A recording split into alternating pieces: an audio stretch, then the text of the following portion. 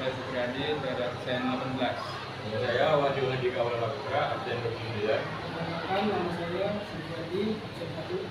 Perkenalkan, nama saya Sofia Rahman, absen 4. Perkenalkan, nama saya Zulfia Nur Aini, absen 12. Perkenalkan, saya Seri Belanda, absen 1. Perkenalkan, saya Tania Marta Dewi, absen 18. Perkenalkan, saya Umi Sarina, absen 24. Perkenalkan, nama saya Widatul Hasana, absen 31. Perkenalkan, nama saya Titi Bilangsung Putri, absen 21. Perkenalkan, nama saya Vera Maria, nomor absen 26. Motivasi. Prinsip motivasi adalah prinsip memberikan dorongan atau rangsangan untuk membangkitkan minat bicara terhadap seorang, kelompok, atau umum. Menurut prinsip ini, apabila seorang pembicara ingin mengefektifkan pembicaraannya, dia harus memberikan dorongan atau rangsangan kepada pendengarnya agar mempunyai minat untuk mendengarkan pembicaraan yang disampaikan. Berikut cara yang dapat dilakukan untuk memberikan motivasi kepada pendengar, yaitu memanfaatkan dorongan rasa ingin tahu. Memberikan rasa ingin tahu pendengar dapat melakukan dengan membiarkan pendengar atau komunikan menerka atas apa yang disampaikan oleh pembicara. Setelah rasa ingin tahu itu muncul, pembaca dapat mulai menjelaskan materi yang ingin dibicarakan. Berikut adalah contoh penerapan prinsip motivasi, yaitu memanfaatkan rasa ingin tahu. Tahu tidak kita kembali di sekolah ini? Apa tuh? Kita siapa nih? Iya nih, kasih tahu dong. Apa tuh? Iya. Pada prinsip perhatian, keberhasilan pembicara dapat dipengaruhi bagaimana dia bisa memanfaatkan 7 detik pertama untuk menarik perhatian audiens, menyampaikan cerita yang menarik. Contohnya, memunculkan hal-hal yang jarang terjadi atau tidak biasa, memunculkan hal-hal yang spontan, dan memunculkan hal-hal yang mencolok. Kak, Iya, kenapa? saya di sini mau menawarkan tumbler nih. Kakak kan seorang pelajar, jadi pasti butuh tumbler kan? Oh iya. Keuntungannya jika kakak membeli tumbler saya, kakak tidak akan haus, dan tumbler ini pastinya anti api dan anti salju, anti semuanya. Teknik berbicara tentang prinsip keinderaan. Prinsip keinderaan adalah pendekatan yang menekankan penggunaan indera manusia seperti penglihatan, pendengaran, penciuman, peraba, dan pengucap untuk menciptakan atau menikmati pengalaman estetika. Contohnya adalah ketika seorang guru memberikan waktu relaksasi dengan menggunakan musik yang terdengar nyaman di telinga. Berikut adalah contoh penerapannya.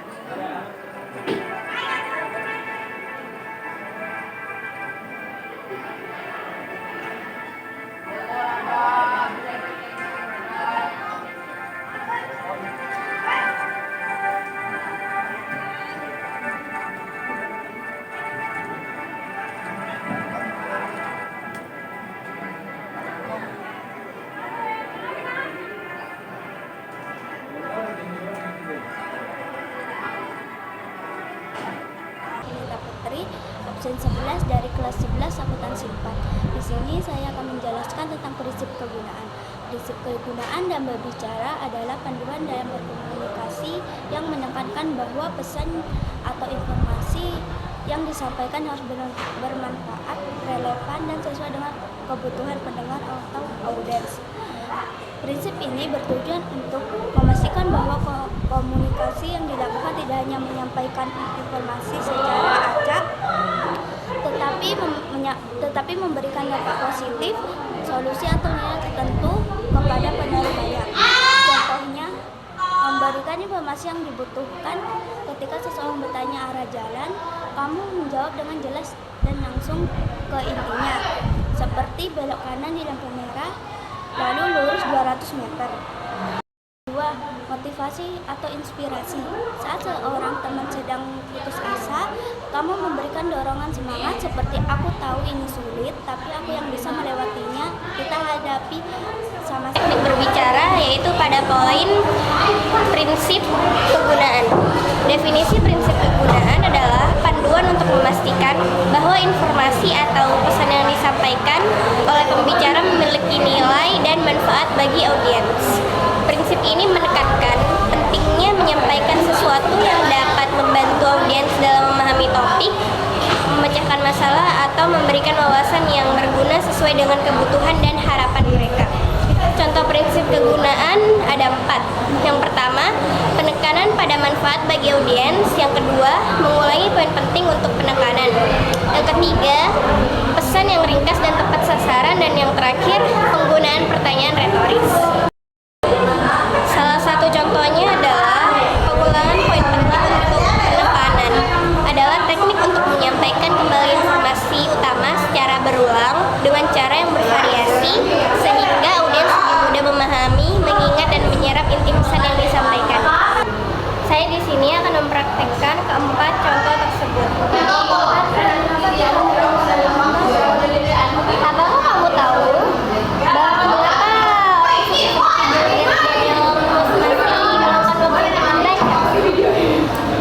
bahwa karena membaca bukan hanya hobi tetapi juga menjadi investasi masa depan.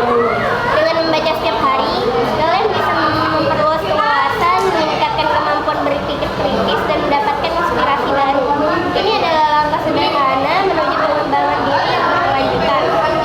Kuncinya adalah konsistensi. Saya ulangi, konsistensi.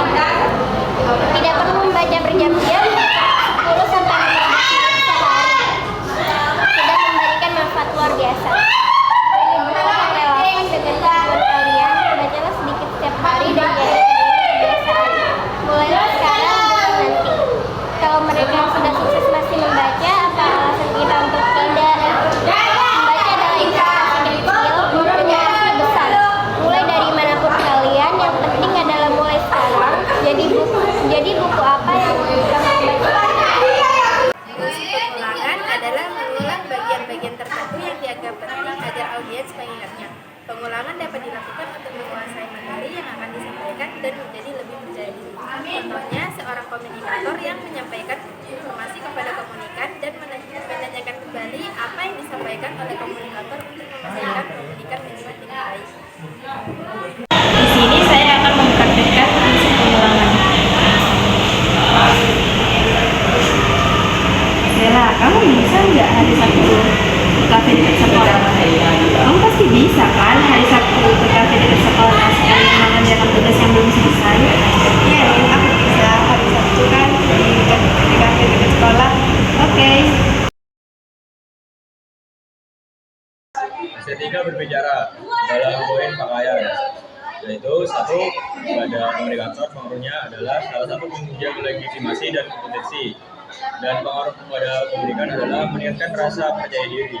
Dalam berpakaian, menggunakan pakaian rapi dan bersih, kesesuaian pakaian antara acara resmi dan santai, memiliki detail dan dekorasi mewah seperti payet, manik-manik, dan kristal, memiliki keseimbangan warna, pola bentuk, dan bobot visual. Contohnya menggunakan seragam lengkap dengan hasduk, bed. Ketika berbicara tentang sikap badan berkaitan dengan bagaimana tubuh diposisikan atau bergerak untuk menciptakan kesan keestetikaan, ekspresi diri, dan komunikasi nonverbal. Sikap badan terdiri dari 2 macam, yaitu sikap badan berdiri dan sikap badan duduk. Sikap badan berdiri contohnya seperti postur tubuh tegak, posisi kaki stabil, dan ekspresi wajah tersenyum.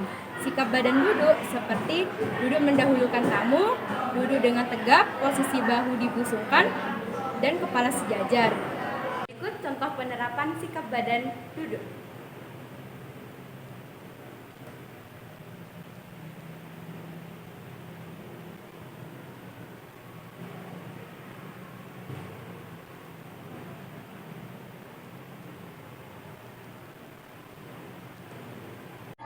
Di sini saya akan menyampaikan estetika berbicara pandangan mata. Estetika berbicara pandangan mata ada 2, yaitu komunikator sama komunikan. Komunikator yaitu pandangan yang tertuju kepada komunikan, melihat sekitar, tidak hanya fokus pada satu komunikan. 2. Komunikan yaitu menyimak respon audiens, menatap lawan bicara dengan mendengar dengan baik. Kamu tahu nggak yang di kebakaran KDS? Nah, itu katanya gara-gara konsleting listrik. Wajah dan tangan ialah sebuah ekspresi ataupun gerakan yang dilakukan oleh komunikan atau komunikator. Contohnya seperti saat guru menjelaskan di depan. Selamat datang Ibu, silahkan masuk. Prinsip suara dan ucapan. Dalam estetika berbicara, suara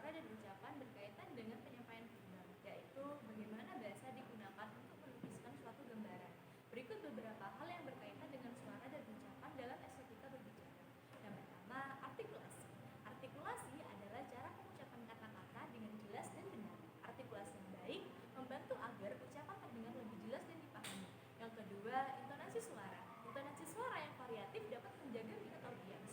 Kita dapat menekankan kata-kata penting, menggunakan tempo yang tepat, dan mengatur volume suara yang baik. Yang ketiga, penggunaan emosi. Penggunaan emosi dalam penyampaian verbal dapat membantu memikat dan membangkitkan pengalaman yang dirasakan oleh audiens. Yang keempat, suara yang keras. Suara yang keras membantu agar seluruh komunikan dapat mendengar materi yang disampaikan. Contoh prinsip suara dan ucapan yaitu yang pertama, tidak gagap saat berbicara. Yang kedua, tidak terlalu banyak dan yang ketiga, Wajah dan tangan. Wajah dan tangan ialah sebuah ekspresi ataupun gerakan yang dilakukan oleh komunikan atau komunikator. Contohnya seperti saat guru menjelaskan di depan. Selamat datang Ibu, silakan masuk.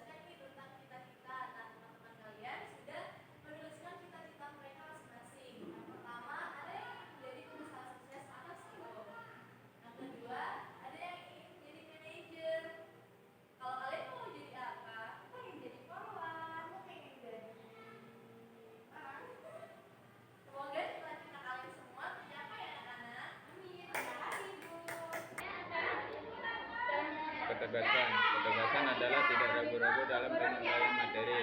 Penjelasannya, narasumber harus yakin akan menginformasi yang akan disampaikan walaupun ada pengaruh dari luar.